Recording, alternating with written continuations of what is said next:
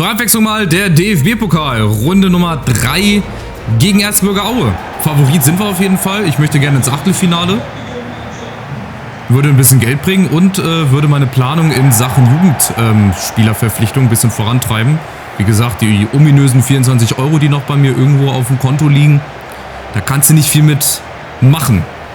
Aufstellung habe ich ein bisschen verändert. Ich zeige es euch mal kurz. Wir gehen mal hier kurz ins Teammanagement. Und zwar spielt einmal Scherder in der Innenverteidigung für unseren Kapitän Partov. Dann Bolay, Rechtsverteidiger. Vorne Batmatz wieder drin. Rogov als zweiter Sechser neben Remberg. Ich muss Batmatz zwar wieder von Anfang an reinbringen oder von Beginn an. Sonst hatte ich da ja immer Fridjonsson. Aber Batmatz, der wird heute hoffentlich bomben. Bin sehr, sehr gespannt. Ich glaube, das könnte ein sehr zähes Spiel werden. Ja, Aue Drittligist. Stehen auch im Mittelfeld der dritten Liga, haben wir ja im letzten Part mal geguckt. Aber Achtung, vielleicht erste Chance Remberg. Oh Gott, der tritt dem da das Hirn raus. Im schlimmsten Fall. Jan da dazwischen. Weil es ist immer eklig zu bespielen. Drittligist, egal ob zu Hause oder auswärts. Mich wundert das, dass wir Heimspiel haben. Eigentlich müssten wir auch ein Auswärtsspiel haben. Na egal. Wird schon seinen Grund haben. So. Die werden hinten drin stehen. Hier, guck mal, die stehen schon wieder am 16 Meter. An der 16-Meter-Linie. Das wird echt sehr, sehr schwer. Aber mit Geduld und natürlich mit unserer Qualität, die wir natürlich auch haben, sollte das irgendwie funktionieren. Zur Not nach Verlängerung. Also stellt euch reichlich Popcorn, was zu trinken bereit. Es könnte eine etwas längere Folge werden. Erste Chance und Martin Mendel. Der spielt auch schon seit 50 Jahren bei Erzgebirge Aue. Ich habe noch nie einen anderen Keeper gesehen. Wenn ich mal Zusammenfassung geguckt habe mit Beteiligung von Erzgebirge Aue oder Spiel, wenn die Eintracht gegen die gespielt hat, war immer Martin Mendel im Tor. Das ist total verrückt. Total verrückt wäre es auch, wenn wir jetzt hier mal 1:0 in Führung gehen würden. So früh würde natürlich auch Aue ein bisschen aus der Defensive rauslocken, aber die werden sich auch sagen, ach komm, warum sollen wir riskieren? Wir stehen erstmal hinten sicher und genau das ist halt auch das Problem, aber da brauchen wir Geduld. Da brauchen wir Geduld und natürlich auch vorne ein bisschen Glück. Ja, dass erstens mal die Flanken besser geschlagen werden und dass wir natürlich auch dann schneller zum Abschluss kommen. Die Defensive heute muss auch wieder ein bisschen sicherer stehen. Da haben wir in den letzten Spielen einfach zu viel Gegentore bekommen. 3 gegen Hannover, 3 gegen Karlsruhe, 2 gegen die Hertha. 4 gegen Regensburg. Also das war auch ein wildes Spiel, wirklich. Das war auch wirklich ein wildes Spiel. Oder 3, ich weiß nicht, 4-3 oder 3-2 ist es ja ausgegangen. Ich glaube 3-2, aber auch wieder 3 Gegentore. Das ist einfach zu viel. Und auf Dauer gesehen spielst du dann halt eher unten mit. Worauf wir uns halt einstellen müssen. Ganz klare Sache, weil wir halt immer Aufsteiger sind. So, Godowski, der ersten Chance mal hier vorbeizuziehen. Ja, aber Barilla, weißt du, macht den ersten Schritt ins Leere, aber dann beim zweiten ist er da. Auch ganz typisch, aber wir machen das. Ja, da unten haben wir Überzahl. Batmatz wird da von 3 Leuten zugestellt, um Gottes Willen. Jetzt befreit er sich mal. Batmatz, gut gemacht. War der Schuss aus Spitzenwinkel und wieder Mendel. Ja, ist aber gut, dass wir auch den Abschluss suchen, dass wir den Abschluss haben. Ja, dass sie nicht merken, okay, wir spielen hier nur den Ball um den Strafraum rum, was wir die meiste Zeit machen müssen. Ja, Batmatz gut gemacht. Bolay, schön Ball flach halten hier. Und Godowski mal. Vorne läuft Janda durch. Oh, ist ein schöner Ball. Janda. Oh, spitzer Winkel. Spiel ihn doch zurück. Ich drücke 10.000 Mal auf Spielen, der macht's halt einfach nicht. Irgendwann kommt auch der erste Gameplay-Patch raus. Da sollen diese Menü-Lecks behoben werden. Ich bin gespannt. Schauen wir mal, was wird. So, wieder viel Platz für Janda im Mittelfeld. Und dann geht's halt nur über rechts, ne, über Mees. Links ist noch so ein bisschen tot, die Seite. Und jetzt mal Erzgebirge Aue mit Bär. Unten auf Stefaniak. Oh, der hat zu viel Platz. Achtung, wieder Bär. Guter erster Abschluss und der sitzt natürlich direkt. Das hat sich auch nicht verändert. Prompt erste Chance. Wirst du halt eiskalt bestraft. Auch von einem Gegner, der Erzgebirge Aue heißt. Der erste vernünftige Angriff. Hier Stefaniak, dann Bär, hat zu viel Platz. Das darf halt natürlich auch wieder nicht sein. Zu viel Platz. Die Lücke zu groß in der Mitte und dann ist es Christian Bär oder wie? Oder Marcel Bär? Weiß ich gar nicht. Marcel Bär heißt er. Naja. Ja, 1 für Aue. Und niemand weiß warum. Aber würde mir persönlich egal sein, weil im Pokal ist es egal, wie du spielst, Hauptsache du kommst eine Runde weiter. wieder am Ende weiterkommst, das juckt wirklich niemand mehr. Das ist ultra schwer. Guck mal, du hast 4 Mann da hinten stehen. Okay, warte mal. 4 Mann da hinten stehen, dann hast du den Ball und dann stürmt auf einmal irgendwer auf dich zu und du kannst auch nichts machen. Du kannst dich nicht schnell genug drehen, ja, um rauszukommen aus der Situation, um neu aufzudrehen. Ja, apropos aufdrehen, warte mal kurz, Mees jetzt mit der Ausgleichschance, Mendel und jetzt aber! Geht doch, Krodowski! Muss man das erst immer so machen, ey, gibt's doch gar nicht. Mendel wieder mit einer Parade, aber natürlich genau zum Gegner abgefälscht, gut für uns. Oh, der hätte eigentlich schon drin sein können, aber dann Krodowski, den macht natürlich auch nicht jeder, muss man auch dazu sagen. Aber Krodowski macht den. Und warum? Weil er es kann. Deswegen macht er den. Also war auch wichtig, direkt nach der Führung, 36. hier den Ausgleich zu machen. Und jetzt wird es vielleicht doch ein bisschen offeneres Spielchen. Ja, oder vielleicht stellen die sich jetzt auch wieder hinten rein, weil sie denken, okay, 1-1 reicht erstmal. Deswegen wäre es jetzt so wichtig, einfach direkt das zweite nachzulegen. Aber das wird so schnell, glaube ich, nicht passieren.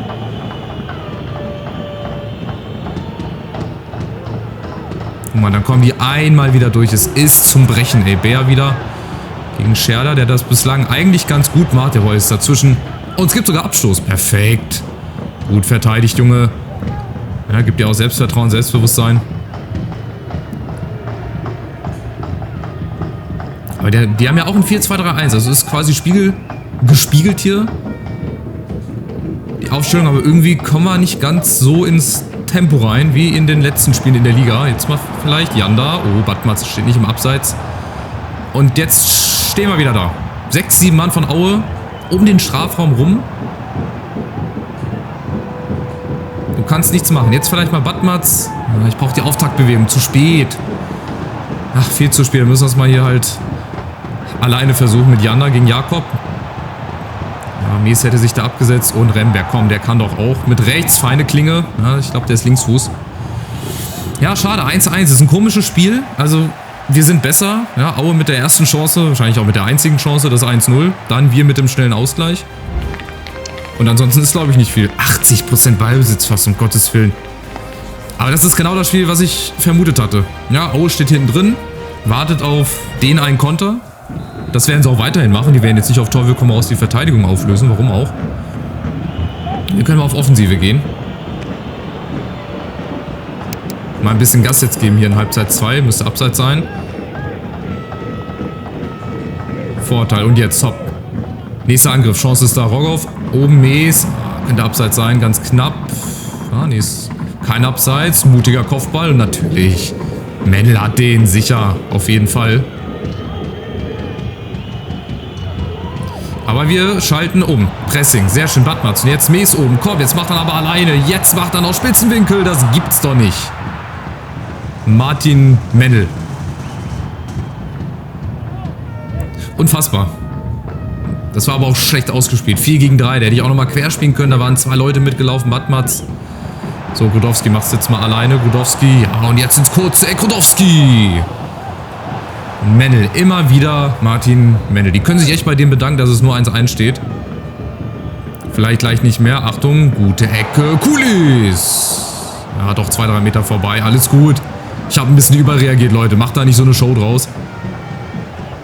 Der war doch 2-3 Meter vorbei. Ja, aber über Eckbälle, da kann was gehen. Da kann auf jeden Fall was gehen. Wir sind kopfballstark. Jetzt müssen wir aber erstmal hinten gucken. Stefaniak. Nein, schlechte Flanke zum Glück. Gleich weitergeleitet. So, wie schnell können wir umschauen? Aber die stehen mit 3, 4 Mann hinten drin. Und wir kriegen es nicht schnell genug umgeschaltet. Badmatz war ein guter Weg. Ich habe es leider auch wieder zu spät gesehen. Jetzt ganz unten. Kirkeskow will nicht. Dann Krodowski. Ja, jetzt ist der zu lang. Die Idee war gut, aber dann ist der Ball zu lang. Immer passt irgendwas nicht. Entweder ist der Ball zu lang oder es ist Abseits oder keine Ahnung, aber weiterhin Geduld behalten, nicht hier hauruck irgendwie nach vorne, nichts riskieren. Aber wirst natürlich auch mal ausgespielt hier von Erzgebirge Aue, ne? Da machst du nichts, Bär. Gut, dass wir dazwischen waren. Ganz, ganz wichtig, der hätte schief gehen können. So, und die nächste Chance. Guck, du wirst sofort belagert. 2, 3 Mann, du kannst nichts machen. Du kannst nichts machen. Die stehen wirklich, wirklich sehr, sehr defensiv. Aber nochmal, ist ja nicht verboten. Und zweitens fragt auch niemand nach, wenn das hier heute schief gehen sollte. Abseits von Batmaz, dann ist es halt so. Dann können wir es auch nicht ändern, dann geht das Leben auch weiter. Dann spielen wir das nächste Ligaspiel trotzdem. Und ich werde hier nicht vorher die Segel streichen. Wäre natürlich schade, weil ich das Geld wirklich gut gebrauchen könnte. Und natürlich das Achtelfinale, weiterer guter Gegner. Vielleicht nochmal ein Heimspiel, aber dazu müssen wir halt hier erstmal weiterkommen. Aber es wird sehr, sehr schwer. Mies Batmaz, schon wieder falscher Moment. Schade. Und Grudowski gucken, dann rücken die raus, das ist Wahnsinn. Dann stürmt sofort wieder einer auf dich zu und du kannst nichts dagegen machen, du kannst dich nicht wehren. Du bist wie in so einem Käfig einfach gefangen. Der sogenannte Käfigeffekt, wenn du nicht wegkommst aus der Situation. Mies, jetzt vielleicht mal. Gute Flanke, Batmaz. Na, dafür ist er halt nicht groß genug. Da hätten wir jetzt zum Beispiel Fridjonsson gebraucht. Den haben wir aber heute leider nicht mit. Nemitz sitzt auf der Bank. Und ich stell doch mal wieder zurück. Mir ist das nicht ganz geheuer. Dann will ich mich lieber in die Verlängerung retten, sag ich mal. Und dann da nochmal irgendwie was Neues aufziehen und probieren. Achtung, Stefaniak und Behrens ist da.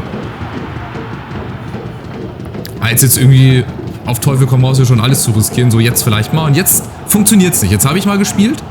Was haben wir hier für Vorschläge? 3-4-1-2, Fünferkette.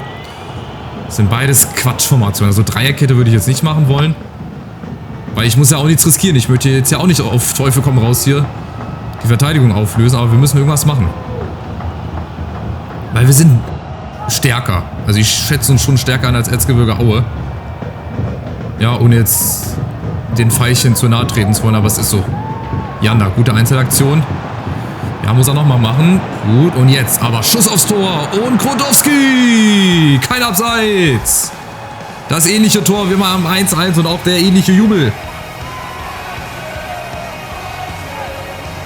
Oh, das war ein hartes Stück Arbeit. Aber mal eine Einzelaktion hier. Janda mit ein bisschen Dusel. Mendel dann natürlich genau wieder vor die Füße von Grudowski. Diesmal hat das nicht ganz so schwer. Das 1-1 war ein bisschen schwerer zu machen, aber auch den musste er erstmal machen. Und jetzt ist das Spiel auf unserer Seite. Grudowski, Doppelpack, Duell. Grudowski mit seinem Doppelpack. Und wir sind jetzt noch 10 Minuten von der nächsten Pokalrunde entfernt. Was natürlich auch super wäre. Für uns natürlich erstmal. Jetzt bin ich gespannt. Jetzt muss ja Erzgebirge auch riskieren. Also wenn nicht jetzt, wann dann? Wenn ich hier sag mir wo und wann. So, aber wir kontern jetzt über Mies. Oh, die haben hinten aufgelöst, ja. Batmaz jetzt mit der Chance, das Ding hier zu entscheiden. Aber nein, immer steht einer dazwischen. Immer. Und das ist auch egal, wie schlecht der Verteidiger ist. Der kriegt immer einen Fuß dazwischen. So, apropos Fuß dazwischen kriegen, müssen wir jetzt auch. Gut, in den Rücken gespielt. Stefaniak kommt nicht ran. Ist auch wieder alles Zeit für uns. Aber Aue, ja, die stehen jetzt ein bisschen höher. Doch. Sehe ich so. Also, ich weiß nicht. Greifen jetzt vorne früher an. Ja, ja, die stehen auf jeden Fall höher. Müssen sie. Das wird uns entgegenkommen. Bolai. Mies geht nochmal die Linie lang. Schade, warum spielt ihr den nicht hoch? Warum spielt er den Ball jetzt nicht hoch? Habe ich nicht verstanden. Egal, ist mir zu hoch. So. Nachspielzeit läuft gleich. Jetzt spielen wir das hier aus. Das spielen wir jetzt in Ruhe runter hier. Und dann werden wir in die nächste Pokalrunde einziehen. Nochmal Grudowski. Diesmal auf Batmaz findet er ihn. Batmaz nochmal mit dem Kopf. Aber das war's. Es gibt nur 1 Minute. Die ist jetzt vorbei. Schiri darf gerne abpfeifen und so ist es.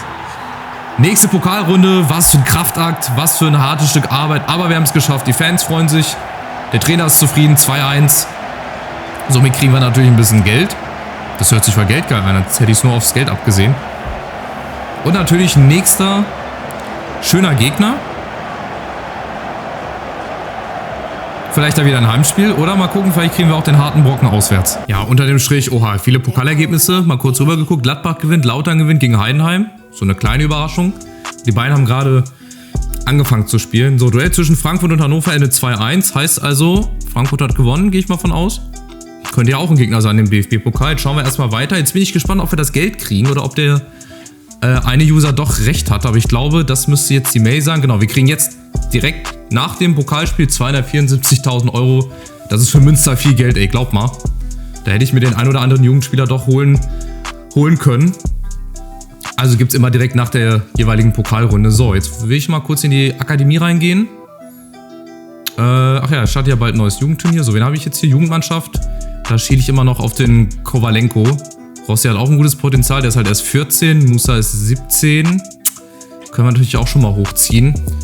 Aber ich möchte gerne hier Jugendscout, die möchte ich jetzt nochmal gerne entsenden. Wir machen mal in ein anderes Land. Ach, warte mal hier. Da können wir nicht hin. Warum können wir da nicht hin? Geschätzte Mindestkosten. Warum kann ich da nicht hin? Der Scout ist für eine neue Mission verfügbar. Haben wir nicht genug Geld für diese Region oder wieso? Das verstehe ich jetzt nicht. Oder geht das nur während des Transferfensters? Nein, hä? Warum geht das nicht? Ah ja, wahrscheinlich, weil ich zu wenig Geld habe. Gehe ich mal von aus. So, wen haben wir hier noch zur Verfügung? Djibril Sissoko. Ja, der hat auch ein gutes Potenzial. Den wollte ich mir holen. Ach so, wir haben nicht die finanziellen Mittel. Warum haben wir nicht die finanziellen Mittel? Wir haben doch das Geld. Oder muss das erst noch übertragen werden? Ich guck mal gerade ins Büro. Wir haben doch das Geld jetzt, oder nicht? Ach nee, wir haben es noch nicht. 24 Euro. Was stand denn in den Mitteilungen? Wann bekomme ich das? Mit diesen Mitteln können wir das Transferbudget in der nächsten Saison erhöhen. Okay, also doch erst zur nächsten Saison. Hatte der User dann doch recht? Wir gucken jetzt einfach mal. Ich spule nochmal vor, weil wir haben ja das Geld jetzt erst bekommen.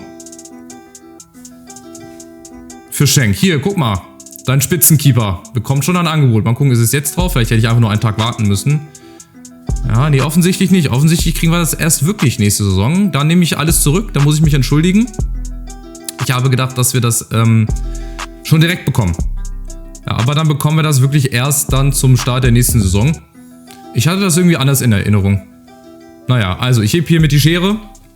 Ich hebe die Hand. Schere. So sagt man das ja heutzutage. Und genau, dann machen wir weiter mit dem Heimspiel gegen Fürth. Wir gucken vorher nochmal auf die Tabelle. Die sind 17. Ist halt eigentlich auch ein Spiel, was wir gewinnen müssten. Oh, diese Scouting-Berichte hier, die gehen mir auch langsam auf den Sack. Vilhamur Widarsson, 16 Jahre alt, auch ein freier Spieler, aber ich habe ja von freien Spielern erstmal Abstand genommen, aus bestimmten Gründen. So. Für Schenk, Plymouth Argyle, aber jetzt schon? Zum Winter wahrscheinlich, da werde ich mal gucken. Ich werde Schenk einfach weggeben, ich werde Schenk einfach verkaufen, dann haben wir das Problem nicht. Brauche ich dann aber wieder einen neuen Keeper, dann habe ich doch wieder ein Problem. Ich muss mir ja nicht unbedingt eine Baustelle aufmachen, wo keine ist. Ziele sind gefährdet, das Fördern der Nachwuchsarbeit. Ich bin dran. Ich arbeite dran. Neue Nachricht von Bolay. Ich weiß, was du kannst. Spielst aber dann irgendwann wieder Linksverteidiger. So, ein Blick nochmal drauf. Also ein richtungsweisendes Duell. Wir haben immer noch 5 Punkte auf Braunschweig. Das ist nicht das Ding, aber Fürth, die müssten eigentlich auch irgendwo weiter oben stehen. Da steht Regensburg auf der 8. Das ist immer noch ein Treppenwitz. Ja, ich glaube, Köln steigt auf. Ich würde das mal aus der Entfernung sagen, dass sich Köln abgesetzt hat. Aber dann ist dahinter ja alles noch eng beieinander. Selbst wir haben nur 5 Punkte Rückstand auf Schalke. Also das wird sich noch ganz häufig drehen. Und wir haben schon Spieltag 12 dann oder Spieltag 13. Naja, also macht's gut. Bis zum nächsten Part. Bis zum nächsten Spiel gegen Fürth. Ein ganz wichtiges. Holen wir mal wieder 3 Punkte. Macht's gut. Ciao, ciao.